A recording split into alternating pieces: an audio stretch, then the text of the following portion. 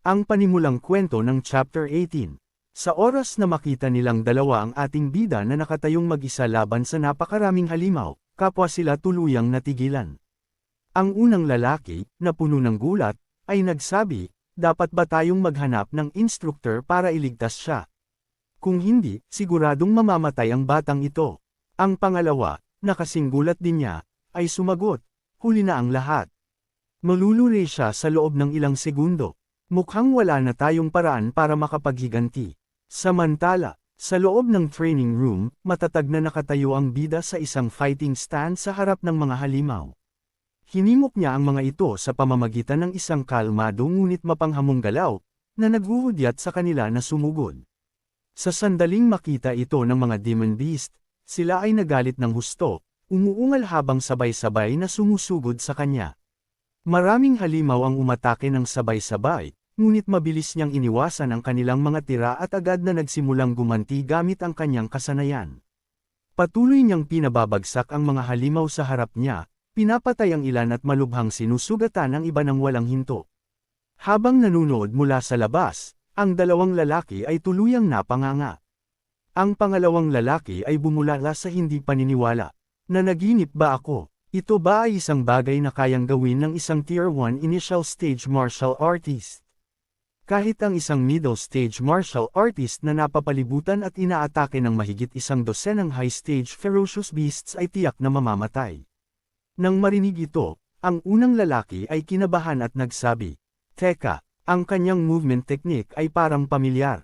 Ito ang Flying Swan Startle ang Cloud Step ni Lin Xing." Imposible. Agad na tumutol ang pangalawang lalaki. Hindi, isa lang siyang estudyante sa mataas na paaralan. Di ba? Imposibleng magkaroon siya ng contact sa ganoong mataas na uri ng movement technique. Maaari kayang mula siya sa ilang dakilang pamilya. Iminungkahi naman ng unang lalaki. Posible kayang pinanood niya lang si Lin Xing na gamitin ang movement technique at pagkatapos ay natutunan niya ito. Sa pagkarinig nito, umiling ang pangalawang lalaki sa hindi paniniwala. Hindi ito basta-bastang movement technique. Imposibleng maperpekto ito sa pamamagitan lamang ng panunood sa maikling panahon. Gaano ba katindi ang kanyang talento? Pagkaraan ng isang sandali, nag-alinlangan ang unang lalaki at nagsabi, kalimutan na lang kaya natin ito. Huwag na tayong maghiganti kay Su Hong. Kahit magsanib puwersa pa tayo, hindi natin siya kakayanin. Ngunit ang pangalawang lalaki, na puno ng emosyon, ay sumagot, hindi. Kahit pa siya ang tagapagmana ng isang dakilang pamilya o isang halimaw na henyo, hindi ko malulunok ang galit na ito. Pagkatapos ay itinuro niya ang harap at sinabing, bago ka maghanap ng gulo sa kanya, mas mabuting tingnan mo muna ito ng maigi. Sa oras na tumingin sila sa unahan, kapwa sila nakaramdam ng matinding gulat sa kanilang kaibuturan. Nag-usap lamang sila ng ilang minuto, at ang 11 high-stage ferocious beasts ay tuluyan ng patay.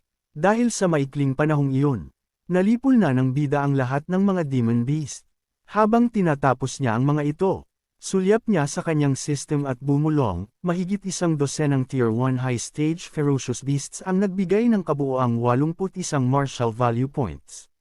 Na may average na 7 puntos lamang bawat isa. Tila habang nagiging mas malakas ako, mas humihirap mag-ipon ng martial value. Sa sandaling iyon, ang kanyang paningin ay nalipat sa ilan pang mga halimaw na nagkukubli sa malapit. Galit na nakatitig sa kanya mula sa mga anino. Tumayo siya ng tuwid at malamig na nagsabi, walang oras para magpahinga, ituloy natin. Bigla, isang uri ng tigreng halimaw ang sumunggab sa kanya mula sa likuran. Sinusubukang magsagawa ng isang sneak attack. Gayunpaman, agad niyang ginamit ang kanyang kasanayang Vajra Fist at nilipol ang halimaw sa mismong lugar. Nang walang paghinto, ipinagpatuloy niya ang pagpabagsak sa mga halimaw na tigre at iba pang mga nilalang na lumalapit mula sa lahat ng direksyon. Nang makitang napakarami sa kanilang mga kasamahan ang pinapatay, ang mga natitirang halimaw ay natakot at nagsimulang umatras sa sindak. Habang pinapanood silang umaatres, sumulong ang bida patungo sa kanila at sumigaw. Saan kayo tatakbo? Ibigay niyo ang lahat ng inyong martial value. Dahil doon, muli niyang sinimulan ang paglipol sa mga natitirang halimaw. Sa labas, ang dalawang lalaki ay nanood sa ganap na hindi paniniwala. Ang pangalawang lalaki, Ang siyang nagnanais maghiganti, ay sa wakas ay nagsabi, kailan pa matatapos ang siklong ito ng paghihiganti? Nagpasya na akong patawarin siya. Nang marinig ito, mabilis na sumagot ang unang lalaki. Kung ganoon ay tumakas na tayo bago pa tayo muling mabugbog ng halimaw na iyan. At ganoon na nga, tahimik na nilisan ng dalawa ang lugar. Hindi nagtagal, nakarating sila sa isa pang seksyon kung saan may nagtitipong madla upang panuurin ang hamon sa pagitan nina Xiaoyan at Wang Chanchua. Ang mga estudyante doon ay nag-uusap tungkol sa labanan. Sabi ng isang tao, siyam na Tier 1 high-stage ferocious beasts, lahat sila ay pinagbabagsak ni Wang Chanchua hanggang sa mamatay sa loob ng wala pang 10 minuto. Dagdag naman ng isa, si Xiaoyan ay hindi man lang gumalaw at nakapatay pa rin ng 8 Tier 1 high-stage ferocious beasts. Sa sandaling iyon, napansin ng ilan ang pagbabalik ng dalawang lalaki at nagtanong, nandito na pala kayo, di ba sabi nyo ay maghihiganti kayo? Nabugbog nyo na ba ang batang iyon? Nagmamadaling sumagot ang dalawang lalaki. Oo naman, nakapaghiganti na kami. Ngunit sa kanilang mga puso, naiisip nila, bugbugin siya. Kung hindi kami naging sapat na matalino para umatras, malamang ay nakahandusay na kami sa lupa na parang mga patay na aso ngayon. Ang training camp na ito ay hindi kapani-paniwala. Puno ito ng mga halimaw na humahamon sa langit. Eksakto namang bumukas ang pinto. At lumabas sina Xiaoyan at Wang Chanchua. Pagkakita sa kanila, agad na nagtipon ang madla sa paligid. May nagtanong, nakalipol kayo ng napakaraming mababangis na halimaw kahit gamit ang Overlord Body. Siguradong pagod na pagod kayo. Ilang contribution points ang nakuha nyo? Si Wang Chanchua ay nakakuha ng 280 puntos, habang si Xiaoyan naman ay umabot sa 270 puntos. Sa oras na marinig ng lahat ang kanilang mga score, nagkagulo ang madla, napakarami. Isipin nyo, ang isang Tier 1 high-level ferocious beast ay nagkakahalaga lamang ng 5 contribution points. Bulalas naman ang isa pa. Kung ebebe sa kalkulasyong iyon, nakapatay sila ng hindi bababa sa 50 o 60 sa mga ito. Habang nakatingin sa kanyang device, sinabi ni Wang Chanchua, ang contribution points para sa weight vest ay naayos na. 100 puntos. Dagdag naman ni Xiaoyan, mayroon lang akong 50. Isa-isa, sinimulan na rin ng iba na suriin ang kanilang sariling mga device. Sabi ng ilan ay mayroon silang 10 puntos. Ang iba naman ay 30. Habang binabanggit kung gaano kabigat ang kanilang dinala. Sa sandaling iyon, dumating si Lin Xing at tinanong sila, Hoy, sino ang nanalo sa inyong kompetisyon sa pangangaso ng mga mababangis na halimaw? Bilang tugon, itinuro ni Zhai Oyen si Wang Tianchuo at sinabing ito ang nanalo. Pagkakita rito, nagsimulang magbulungan ang ilan sa mga usisero. Siguradong ang mga puntos ni Lin Xing ay mas lalong humahamon sa langit. Sa pagkakaroon ng 3 halimaw na iyan, maaari na lang tayong makipagkompetensya para sa ika-4 na pwesto. Samantala, ang dalawang lalaki na galing sa lugar ng ating bida ay nakikinig sa lahat ng ito at naisip sa kanilang sarili. Mga taong mangmang, mayroon pang mas nakatatakot na halimaw sa training camp na ito. Isa na nakatayo sa itaas nilang 3. Pagkatapos noon, 1 oras ang lumipas sa panig ng bida. Naubos na niya ang bawat halimaw sa lugar at nagsisimula na siyang makaramdam ng pagkapagod habang pinapatay ang huli sa mga ito. Naisip niya, matapos ang patuloy na pagpatay ng mga mababangis na halimaw sa loob ng mahigit 1 oras. Kahit gamit ang Overlord Body, nakakaramdam ako ng pagod. Ngunit malayo pa rin ako sa 735 martial value points. Pagkatapos, habang sumusulyap sa mga puntos sa kanyang device, nagpatuloy siya sa pag-iisip. Gayunpaman, nakakuha rin ako ng 700 contribution points. Ano kaya ang maaari kong ipagpalit para rito sa Martial Arts Pavilion? Pagkatapos noon, dumiretso siya sa Martial Arts Pavilion. Doon, sinimulan niyang tingnan ang mga item na maaaring ipagpalit. Inililipat ang bawat pahina habang nagbabasa ng maigi. Tier 1 Vitality Pill, 10 puntos. Tier 1 Blood Recovery Pill, 20 puntos. Tier 1 Spirit Gathering Pill, 30 puntos. A-Rank Martial Art Explosive Palm, 2,000 puntos. A-Rank Martial Art Bone Netherfire Feast, 2,800 puntos. A-Rank Martial Arts Startling Swan Heavenly Realm, 3,000 puntos. A-Rank Spear Technique. Matapos suriin ang mga detalye, muli siyang nag-isip. Ang mga A-Rank Martial Arts ay napakamahal. Ang pinakamura ay 2,000 puntos. Ang presyo ng mga Pildores ay katanggap-tanggap pa, lalo na't may mga spirit gathering pills dito. Sa sandaling iyon, ang babaeng receptionist sa harap niya ay nagtanong, "Estudyante, nakapagpasya ka na ba kung ano ang ipagpapalit mo?" Pagkatapos ay tahimik itong nag-isip sa sarili, mukhang nasa Tier 1 initial stage lang siya. Sa tingin ko ay wala siyang pambili sa kahit ano. Nang marinig siya, nagtanong ang bida, ang mga spirit gathering pills ba rito ay tumutukoy sa uri na nakakapagpataas ng spiritual power? Sumagot ang babae, "Opo, ang mga spirit gathering pill ay mabisa lamang kapag ininom sa unang pagkakataon. Habang mas mataas ang antas ng Pildores, mas maganda ang epekto ng pagpapabuti nito." Muling tumingin sa mga listahan. Nagtuon siya ng pansin sa isang partikular na item at nag-isip. Ang pinakamataas na antas ng spirit gathering pills ay ang isa na nakakapagpataas ng spiritual power. Habang mas mataas ang antas ng spirit gathering pill, mas mataas ang epekto ng pagpapabuti nito. Sinabi niya, "Kukuha ako ng isang spirit gathering pill." Nabigla ang babae at mabilis na tumugon. Ang isang Tier 4 spirit gathering pill ay nagkakahalaga ng 500 contribution points, hindi 50. Kalmado niyang ipinakita sa babae ang kanyang device kung saan nakadisplay ang mga puntos at sinabing, "Tama iyan, isang Tier 4 Spirit Gathering Pill." Sa sandaling makita ng babae na mayroon nga siyang 700 puntos. Lalong nagulat ito, mabilis na binawi ang kanyang kapanatagan, nagmadali ang babae na kunin ang Pildores at iniabot ito sa kanya. "Heto ang iyong Spirit Gathering Pill." Pagkakuha ng Pildores, sinabi niya, "Salamat. Mayroon ba kayong mga Dual Thunder and Fire Attribute Alloy Spears?" Agad na sumagot ang babae nang may sigla, "Opo. Mayroon kami. 200 puntos lamang. Salamat sa iyong pagtangkilik, gwapo." Pagkatapos noon, bumalik siya sa kanyang silid dala ang isang C-Rank Dual Thunder and Fire Attribute Spear, ang Thunder Fire Spear. Nakaupo sa kanyang silid, sinuri niya ang kanyang martial value, na umabot na sa 470 puntos. Habang tinitingnan ito, naisip niya, ang aking vitality at mga guidance techniques ay bumuti na naman. At nakakuha rin ako ng 470 martial value points. Pagkatapos, mabilis niyang binuksan ang kahon ng Pildores na kabibili lang niya at nagpatuloy sa pag-iisip. Ang pag-unlad sa loob ng isang araw na ito ay higit pa sa naabot ko sa loob ng isang buong linggo noon. Nakatitig sa Pildores sa kanyang kamay, tahimik siyang nagkalkula. Ang spiritual power ay nasa 26.5, dagdagan ng 400. Kulang pa ako ng 25.5 puntos para maabot ang 100. Sana ay makapagbigay ang spirit gathering pill na ito ng 25.5 na dagdag sa spiritual power.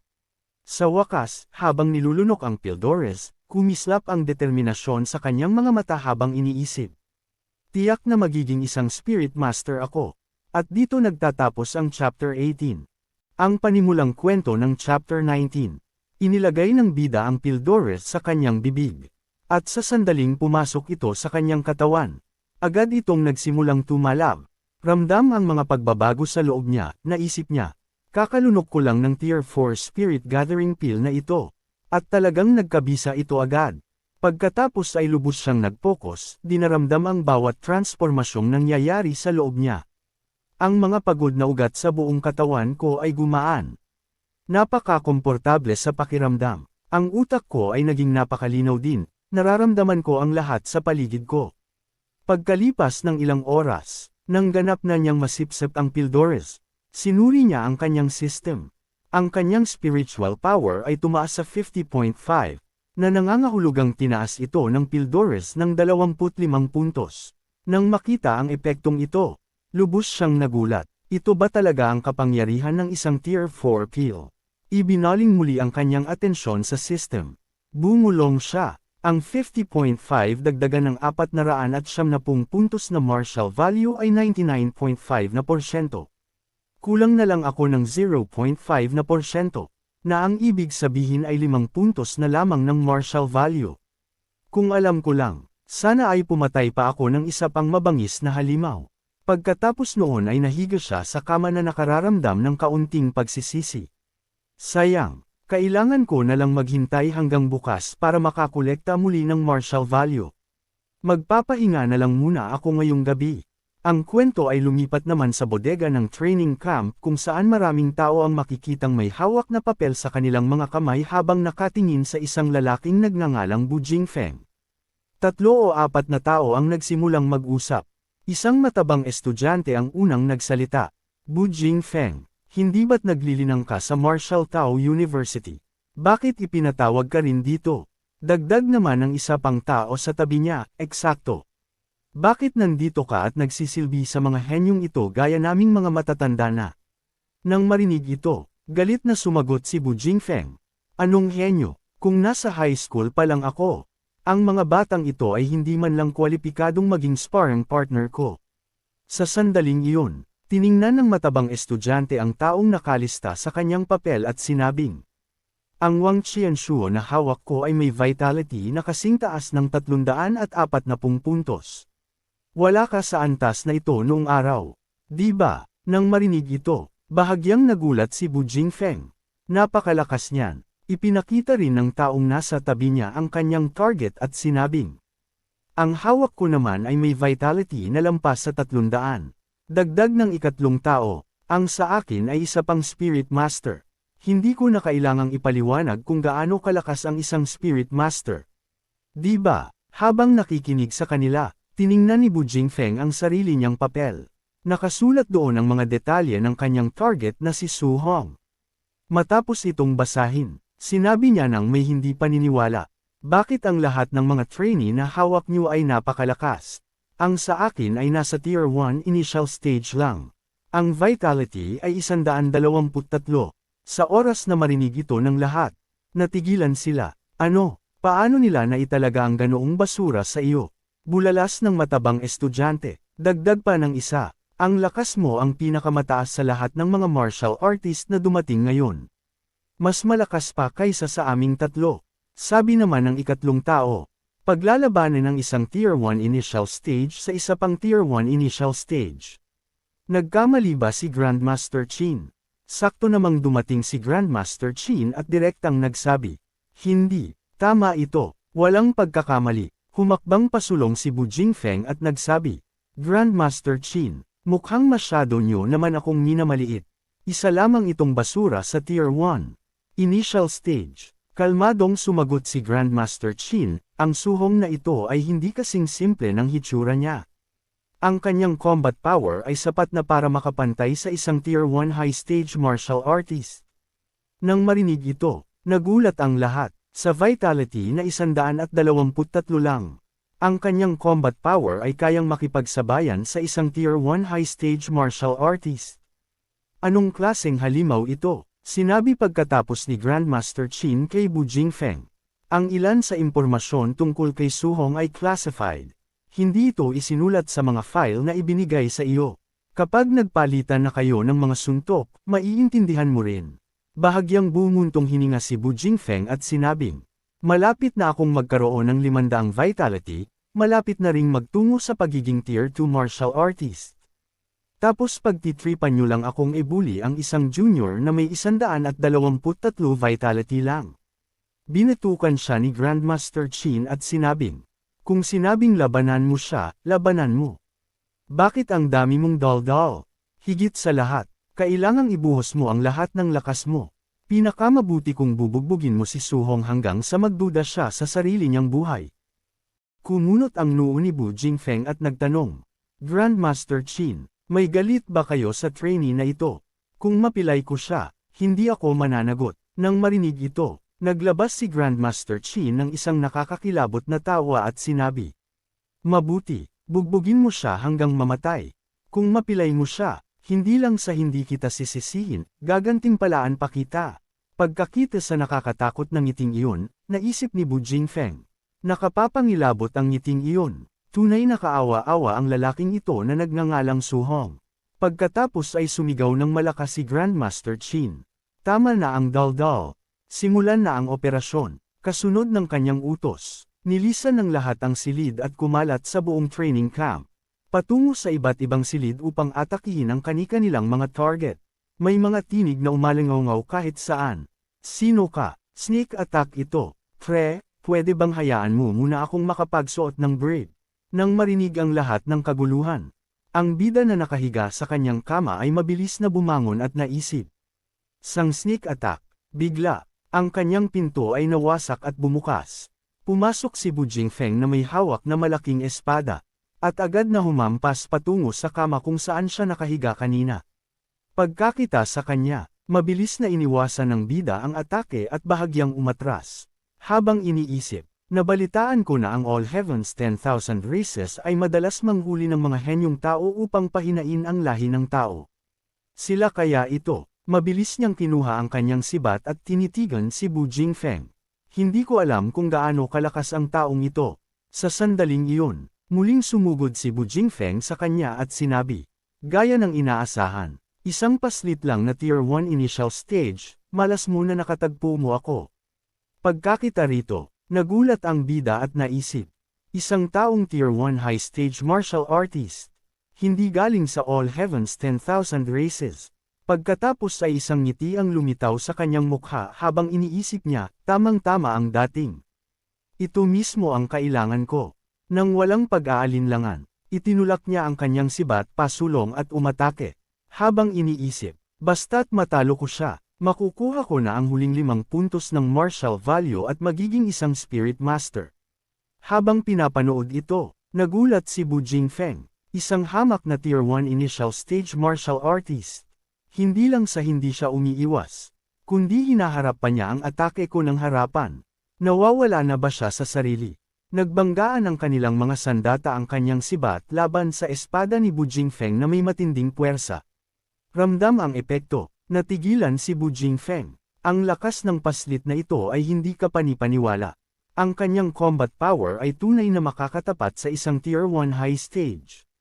Hindi nagsisinungaling si Grandmaster Qin. Ngunit pagkatapos ay nagbago ang kanyang ekspresyon. Hindi, may mali, ito ba talaga ang lakas na dapat taglayin ng isang Tier 1 martial artist? Namuo ang pawis sa kanyang noo habang patuloy na nagbubuhos ng lakas ang bida sa kanyang sibat. Na nagtutulak sa kanya paatras.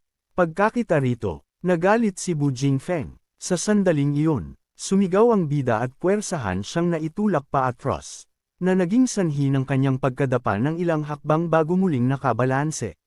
Ang batang ito ay isang halimaw, na pagtanto ni Bu Jingfeng. Muli niyang itinaas ang kanyang espada, pinagana ang mga apoy sa talim nito, at sinabi. Gayunpaman, ang labanan sa pagitan ng mga martial artist ay hindi lamang tungkol sa kung sino ang may mas malaking pisikal na lakas. Kasabay nito, pinagana ng bida ang enerhiya ng kulog sa kanyang sibat at naisip. Isang fire attribute martial art. Ngayon lang ako nakakita nito. Muling sumugod si Bu Jingfeng. Pasulong, nagliliyab ang kanyang espada sa apoy. Mabahong paslit, paano mo kakayanin ang B-rank martial art na ito?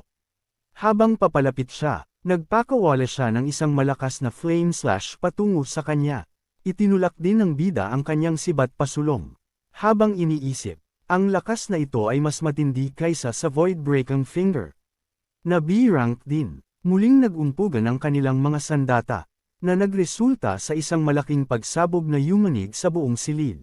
Nang humupa ang alikabok, kapwa sila bahagyang naitulak paatras. Tinitigan siya ni Bu Jingfeng nang may pagkagulat. Hindi siya gumamit ng anumang martial arts.